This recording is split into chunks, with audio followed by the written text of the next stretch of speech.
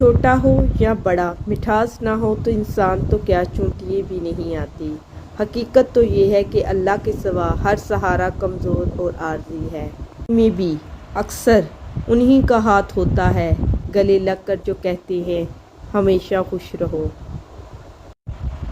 بہت سوچ سمجھ کر اپنوں سے روٹھا کرو، منانے کا رواج ختم ہو گیا ہے۔ چمچ جس برتن میں رہتا ہے اسے خالی کر دیتا ہے۔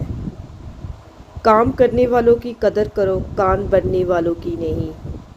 رہو سجدے میں، دل میں دغا بازی ہو، ایسے سجدے سے بھلا خدا کیسے راضی ہو۔ ہر کسی کو صفائی نہ دیں، آپ انسان ہیں جھاڑو نہیں۔ کچھ رشتے کرائے کے مکان کی طرح ہوتے ہیں، انہیں آپ جتنا مرضی سجا لو، چمکا لو، دیکھ بھال کر لو، کبھی اپنے نہیں ہوتے۔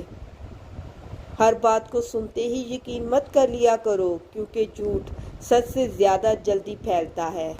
بات ہمیشہ دل سے رکھیں، مطلب سے نہیں۔ کسی کو ناراض کر کے اور کسی سے ناراض ہو کر نہیں سونا چاہیے۔ کیا پتہ ہمیں صبح جاگ ہی نہ سکے یا وہی صبح ہمیں نہ ملے۔ کسی بابا کی شہزادی کو اتنا نہ رلاؤ کہ وہ نماز پڑھتے پڑھتے اللہ کے سامنے تمہیں یاد کر کے روتی رہے۔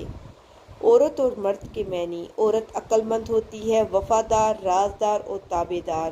مرد مضبوط، روزی کمانے والا اور دلیر۔